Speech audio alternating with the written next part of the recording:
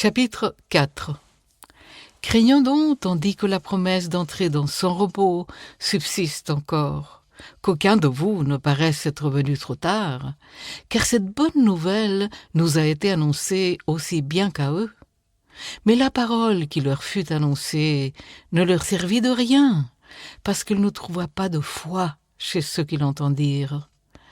Pour nous qui avons cru, nous entrons dans le repos, selon qu'il dit « Je jurai dans ma colère, ils n'entreront pas dans mon repos ». Il dit cela, quoique ses œuvres aient été achevées depuis la création du monde, car il a parlé quelque part ainsi du 7e jour. Et Dieu se reposa de toutes ses œuvres le 7e jour. Et ici encore, ils n'entreront pas dans mon repos.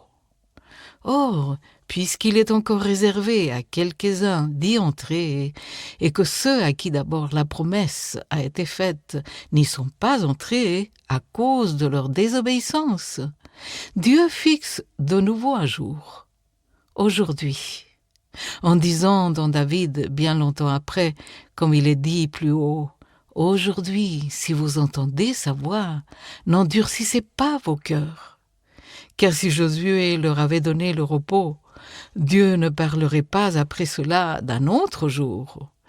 Il y a donc un repos de Shabbat réservé au peuple de Dieu, car celui qui entre dans le repos de Dieu se repose de ses œuvres, comme Dieu s'est reposé des siennes.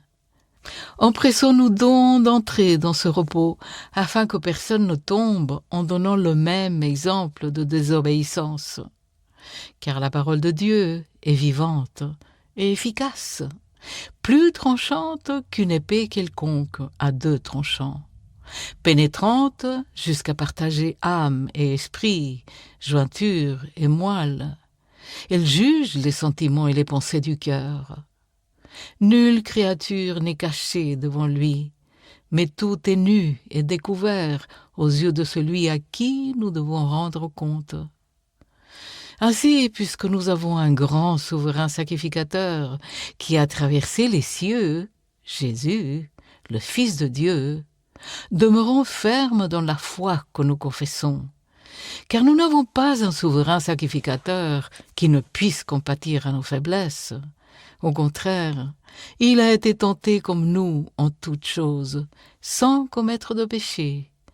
Approchons-nous donc avec assurance du trône de la grâce, afin d'obtenir miséricorde et de trouver grâce pour être secourus dans nos besoins.